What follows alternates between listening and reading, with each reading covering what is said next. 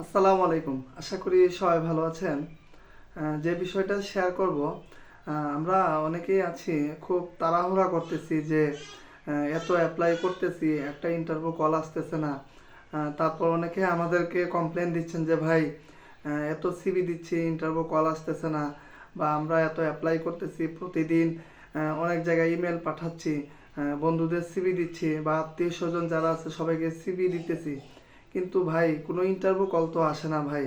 তো এইভাবে অনেকে হতাশা দুঃখ প্রকাশ করতেছেন। দেখেন, আমরা কিন্তু বর্তমানে মার্কেট সম্পর্কে মোটামুটি সবাই জানি। আপনারা জানেন ইতিমধ্যে এসালম এর অনেকগুলো ফ্যাক্টরি কিন্তু চট্টগ্রামে বন্ধ, তাই না? আমরা এটা মোটামুটি নিউজ দেখেছি, সবাই জানি। আর বেক্সিমকো গ্রুপের তো মোটামুটি এটা তো আর কেউ কিছু তো, সবাই তো এটা জানি, তাই না? এই বিষয়ে তো আমরা মোটামুটি সবাই ক্লিয়ার। বেক্সিমকোর যে অনেকগুলো ফ্যাক্টরি বন্ধ, তারপর হচ্ছে নাসা গ্রুপ, তারপর গাজী টায়ার্স, আরও অনেকগুলা দেখা যায় ছোটো বড়ো ফ্যাক্টরিগুলো বন্ধ নারায়ণগঞ্জের ওইদিকে। তারপর আপনার গাজীপুর চৌরাস্তা বা ওইদিকেও কিন্তু অনেকগুলা ফ্যাক্টরি বন্ধ। তারপর অনেকগুলা ফ্যাক্টরি কিন্তু আগুন ধরেছিল। তো মোটামুটি সব দিক দিয়ে কিন্তু সমস্যা। তারপর এদিকে আবার জ্বালানি সংকট, কারণ যেসব কোম্পানিগুলা গ্যাসের উপর নির্ভরশীল, হ্যাঁ, ফ্যাক্টরিগুলো দেখা যায় জ্বালানি সংকট, তো গ্যাস থাকে না, না থাকার কারণে দেখা যায় অনেক ফ্যাক্টরি আছে দিনে শুধু প্রোডাকশন থাকে, রাতের বেলা প্রোডাকশন হয় না। আবার অনেক কোম্পানি আছে আমার টেক্সটাইল যে কম্পোজিট ফ্যাক্টরিগুলো কিন্তু 24 ঘন্টায় প্রোডাকশন হয়, তাই না? আবার অনেক কোম্পানি আছে 9টা to 5টা বা 6টার মধ্যে ওদের প্রোডাকশন বন্ধ হয়ে যায় আর কি। তো রাতের বেলা গ্যাস দিয়ে কী করবে? রাতের বেলা হয়তো গ্যাসের প্রেশার একটু ভালো থাকে।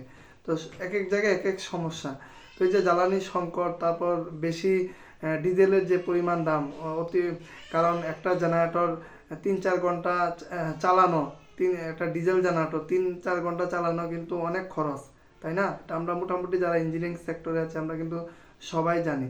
তো মোটামুটি সব দিক দিয়ে সমস্যা। তারপর হচ্ছে আপনার অনেক কোম্পানি আছে লোক লাগবে 5 জন, অথচ একজন দিয়ে কাজ করাচ্ছে। আপনার খোঁজখবর নিয়ে দেখেন, যারা বর্তমানে জবে আছেন, বিভিন্ন ফ্যাক্টরিতে চাকরি করতেছেন, আপনারাই দেখেন আপনার ডিপার্টমেন্টে কয়জন লোক লাগবে অথচ আপনার কয়জন আছেন। এর মধ্যে আবার ছাঁটাই, যাদের স্যালারি বেশি ঝামেলা, ছাঁটাই করা শুরু করে দেয়। আবার আইডেন্টিফাই করে দেয় যে অমুকের স্যালারি অমুকের ছাঁটাই করেন। তারপর দেখা যায় আরও কত ধরনের সমস্যা। আসলে প্রাইভেট সেক্টরে টিকে থাকা কত যে চ্যালেঞ্জিং।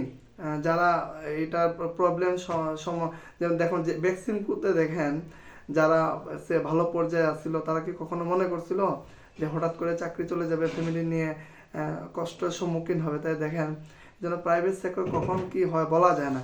এই জন্য আমি সবাইকে বলবো যে একটু ধৈর্য ধরতে হবে, ধৈর্য ধরে আগেই তো হবে, ঠিক আছে? আর আমাদের ইঞ্জিনিয়ারিং সেক্টরটা তো আরও কষ্টের, আমরা মোটামুটি সবাই জানি।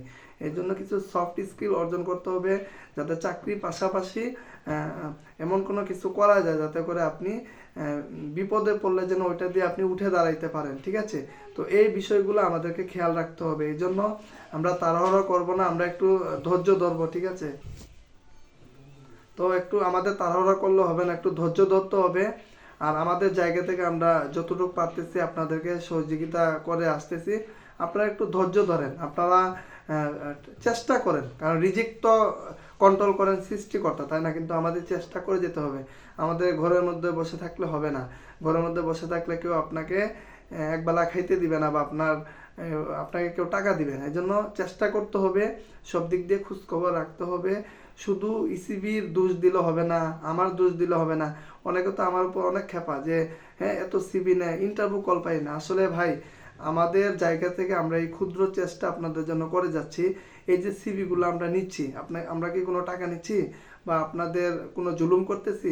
আপনারা আমাদেরকে দিচ্ছেন, আমরা এগুলা বিভিন্ন জায়গায় দিচ্ছি। এটা একটা সোর্স, হ্যাঁ। চাকরি তো অনেকগুলো সোর্স থাকে, ইসিবি একটা সোর্স। তো অনেকে আমাদের উপর রাগ করে বসে থাকেন, অভিমান করেন, যে আসলে ভাই ধৈর্য ধরতে হবে।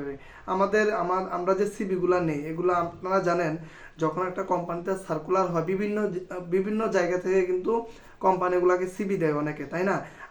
আমার মতো দুলারে অনেকেই আছে কোম্পানিকে সিবি দিচ্ছে। এই সিবির মতো অনেক প্রতিষ্ঠান আছে, অনেক জায়গা আছে, অনেকে সিবি দিচ্ছে। শুধু তো আমরা না রে ভাই, বুঝতে হবে, এগুলো বেসিক, এগুলো আপনাদেরকে কমন সেন্স, এগুলো বুঝতে হবে। আপনারা যদি এগুলো না বুঝেন তাহলে কে বুঝবে বলেন?